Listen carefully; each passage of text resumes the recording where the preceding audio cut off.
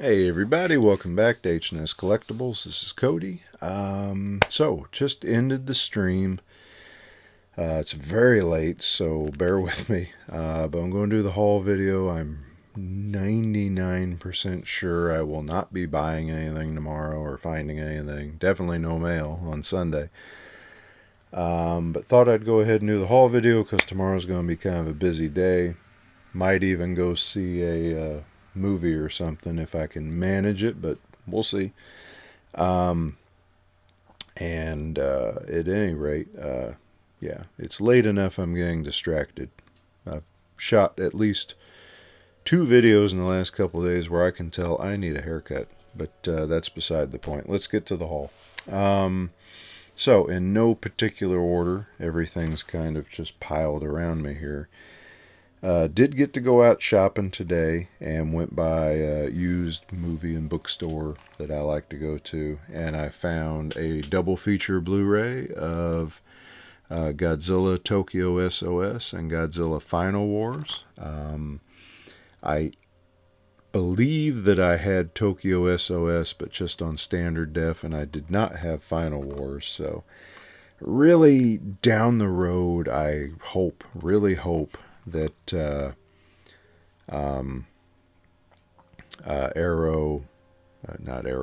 Criterion ends up releasing a Heisei and Millennium series set for Godzilla to go along with the others, or the first Showa series set. See, it's already too damn late to be recording this.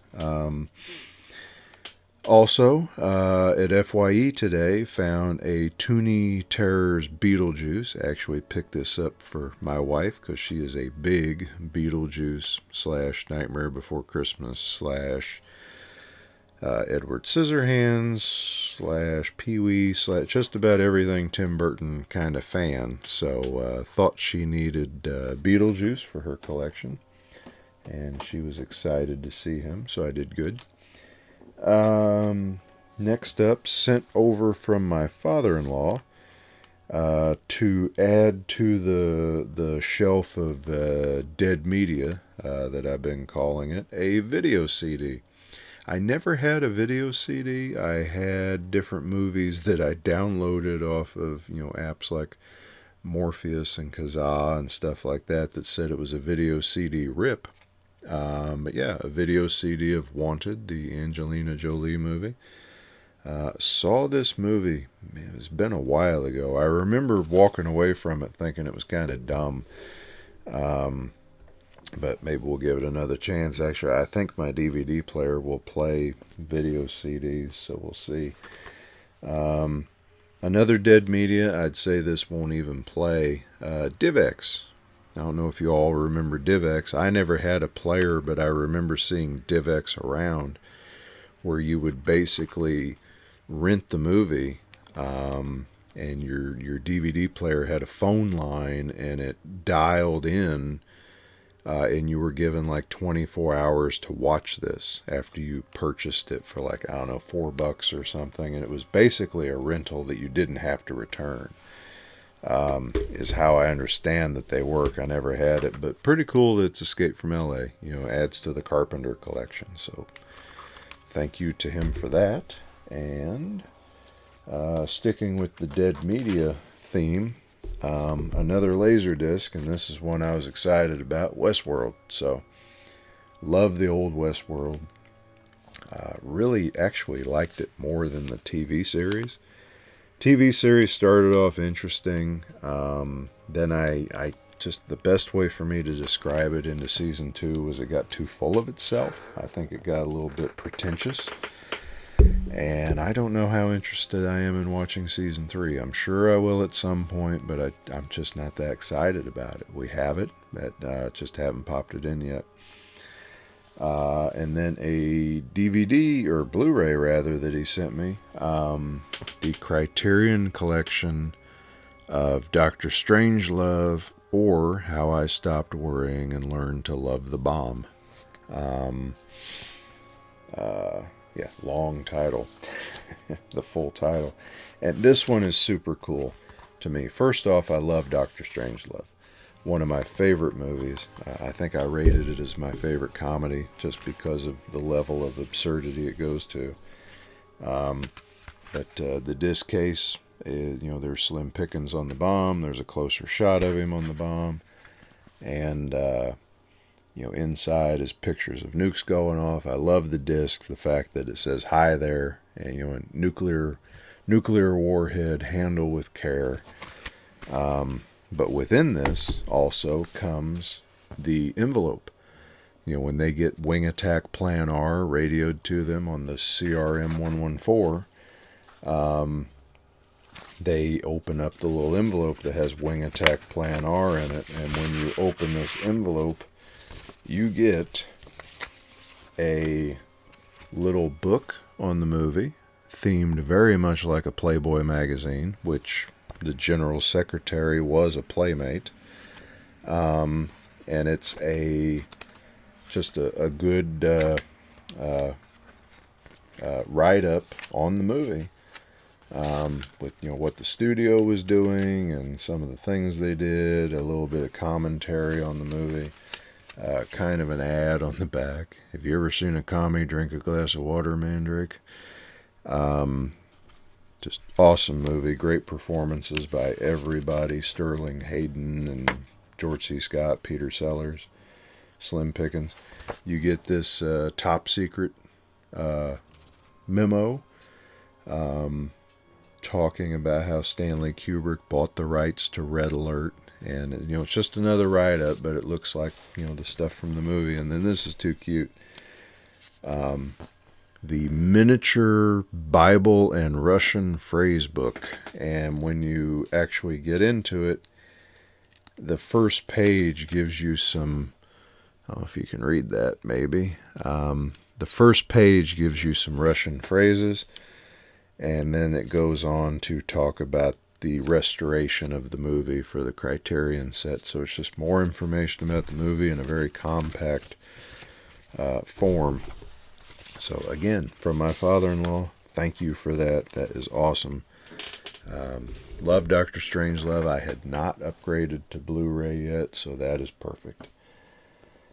Let's see. Up next, picked up some records today. Went down to the record store and picked up Snoop Dogg, Doggy Style. Had this CD back when it came out in 1993, something like that. Gosh, I feel old. So, liking that. Tears for Fears, Songs from the Big Chair. This is an original press. Still got the plastic on it and the hype sticker. So, pretty cool. And a great album. Clockwork Orange soundtrack. So this one's a little bit rough. The vinyl sounds good. It's the sleeve that has extreme shelf wear to it is actually split open on one side. But hey, $5. And the other thing I thought was really neat was it's a Terre Haute pressing. So Terre Haute, Indiana, up north of where I'm at, apparently used to have a couple of big record pressing centers, and I never knew that. So a record produced in my home state. I just thought that was cool. And I finally caved in and picked up the FYE exclusive Commando, 2 records, limited to 300 copies in fatigue green. So this will be a colored vinyl Tuesday at some point coming up. That's it for the records. And let's see, toys. It's turned out to be a big week. Partially because of stuff I picked up and partially because of how many people sent me stuff. But I got this giant Funko Pop of Godzilla from Godzilla vs. Kong. There's a few different Godzilla vs. Kong pops, but only kind of the basic him and King Kong for these big 10-inch ones. But I figured I needed the big one. This will be now the biggest pop that I have, because I think I had a 6-inch pop of Godzilla, and now I got a 10-inch pop of Godzilla. And yeah, very cool. Be a separate video on him later. And also at the toy store came in the ultimate battle damaged city hunter from Predator 2. And of course there'll be a separate video for him later, but basically this is the city hunter, and you can have him posed with a severed arm, like after Danny Glover chopped his arm off. So that was the one I wanted. I know there's a regular city hunter out there, so I think that makes something like the third NECA Predator figure that I have, and actually one of them I got from Mark. So yeah, there's over 100 of those things, and there's no way I'm collecting them all. Also in the mail, a gift this week. Got this from Ben over at the Cadaver Club. Another awesome addition to add to my collection. I can't thank you enough for this, because I know that this thing goes for stupid money. You could have either saved your money or maybe sold this. But instead you sent it to me, and that just means a lot. Don't know how to say thank you enough. Already did a separate video on it, but give you a quick peek at. So you got that real cool cover art, into the winter coat. A mile-long list of special features on the back. You get a booklet with a cool kind of illustration of Kurt Russell on the front, the thing reflecting in his glasses. Just information right up about the movie.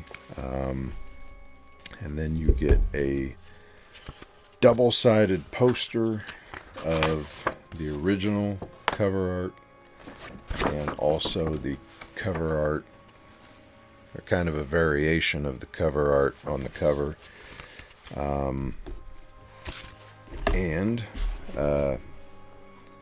Actually this cover art is what that poster is of, and it is reversible, and you can reverse it to the original cover art. And then there is that's my note from Ben that came with it. I'm saving. And then it came with 7 or 8 different postcards with different shots from the movie. So yeah, very cool. Again, thank you so much, Ben. I really wanted this set. I had seen it shown around, and it's just going to be a great addition to the Carpenter shelf. And you'll see it again, because I'm getting ready to do some videos of my DVD collection.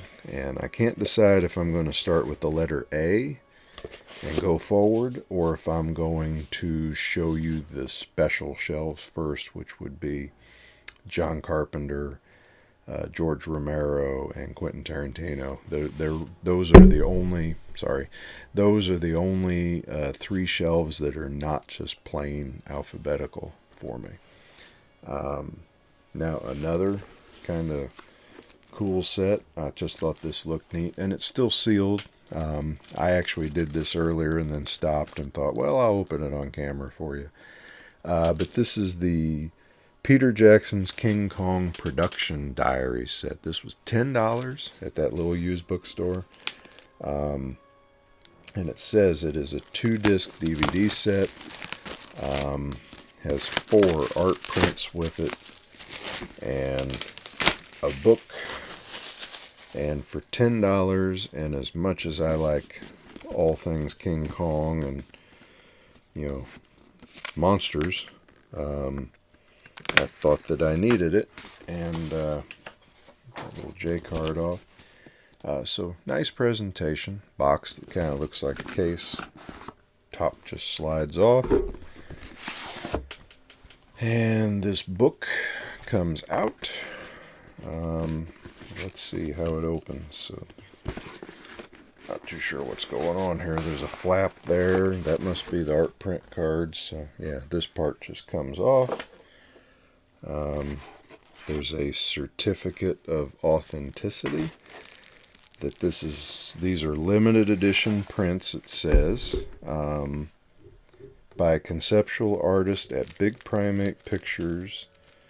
This certificate of authenticity is numbered to guarantee this print's unique value, and its number is 338,681. So When you have a number like that, I'm not too sure just how limited you can really call it. I mean, if there's only 400,000 of them, yeah, there's only that, but it's not like it's rare to me. But cool looking.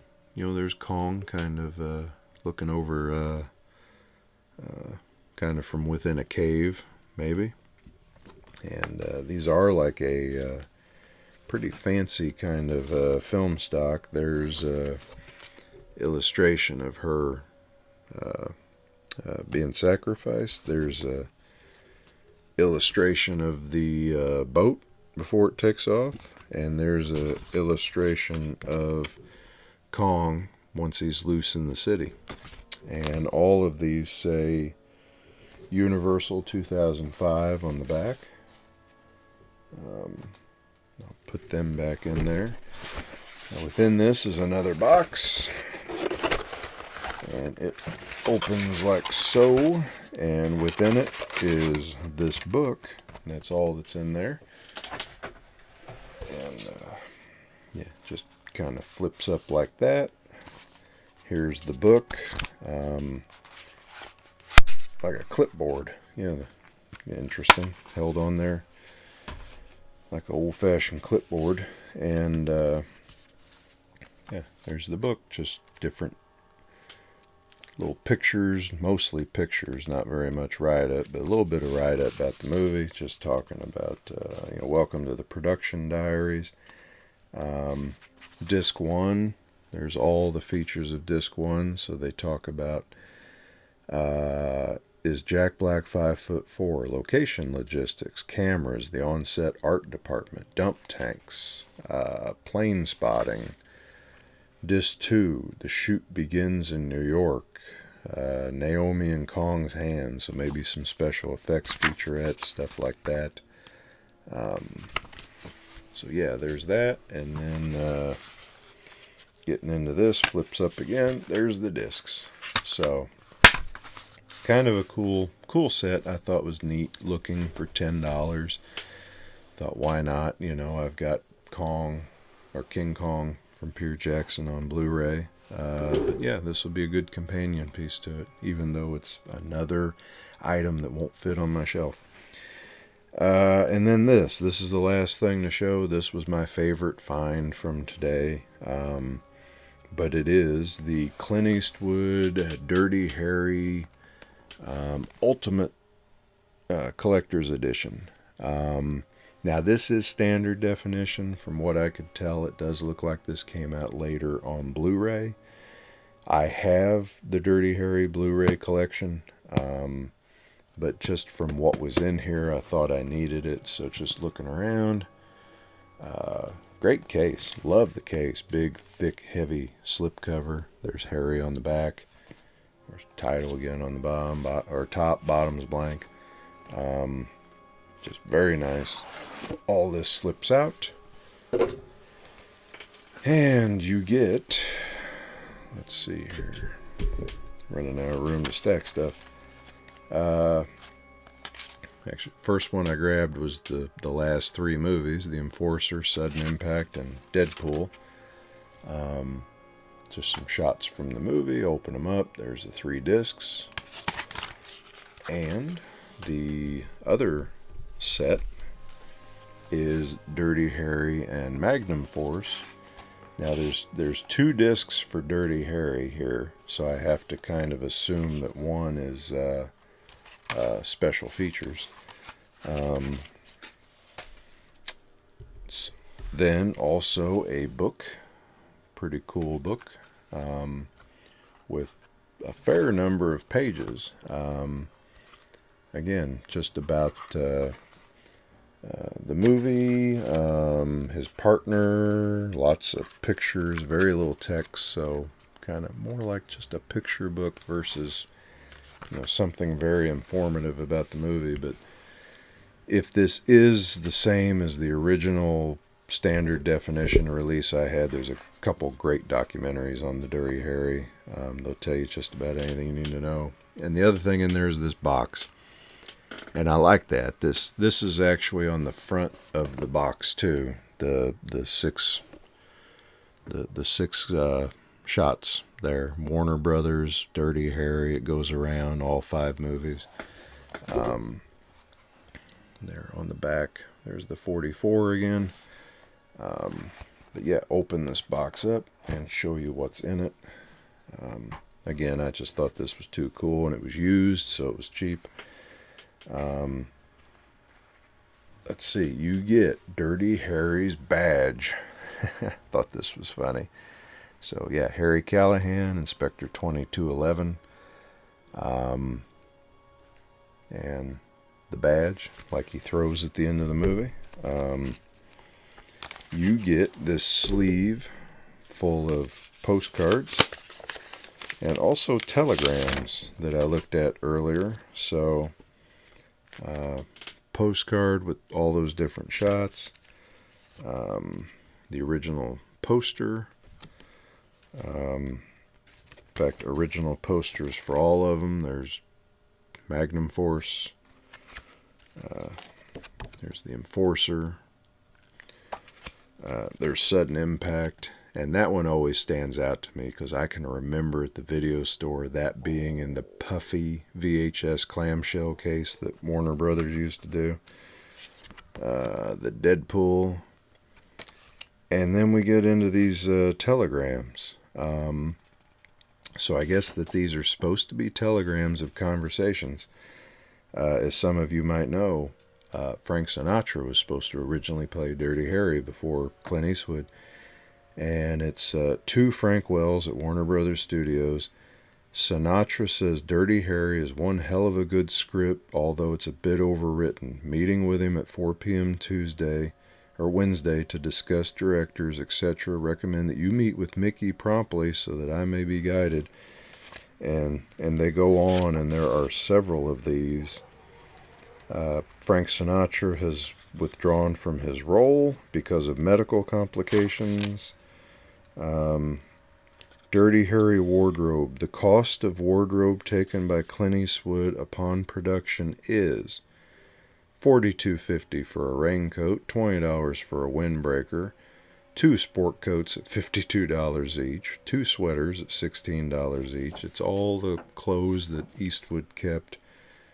Don Siegel kept a pair of coveralls. So it's just interesting little kind of trivia here. Dirty Harry will have its world premiere at December 21st. Just another inner office memo. And then here is a memo about Sudden Impact. So yeah, just a lot of cool stuff there, I thought. I'm a geek. Also included is Clint Eastwood Out of the Shadows, a documentary on Eastwood and how he, kind of graduated from being a actor to a director. I've actually got this already on standard definition. But this is kind of, a CD size case, so I like things when they come in different versions as well. A personal message from Clint Eastwood, it says. And it says here, it was upsetting to me the day I had to turn down the role of Dirty Harry Callahan. It was a breakout part, an actor's dream, and it arrived in a moment when I wanted to branch out from westerns. I love the story. The script was offered to Universal in the late 60s, and I had a scheduling conflict. The role was offered to Frank Sinatra, but a hand injury made it hard for him to wield the .44 Magnum. Other names were considered for the role, including Robert Mitchum, Steve McQueen, but for one reason or another, they all passed on it. By that time, the script went to Warner Brothers, and when they decided to make the movie, I was available. It was a pleasure to work on the film. Did I feel lucky? Yeah, no question. The special edition is a great way to experience these films. Then he talks about the special features and what have you. And the last thing in the box here, I'll get out and try to get in frame. I thought this was kind of neat, though I doubt I ever hang it up or anything.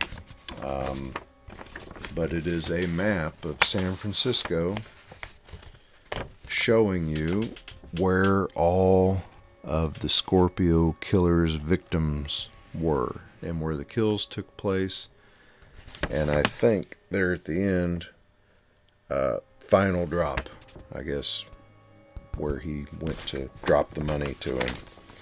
So that's it. That's the Dirty Harry Ultimate Collector's Edition, standard definition version. And it's also the entire haul.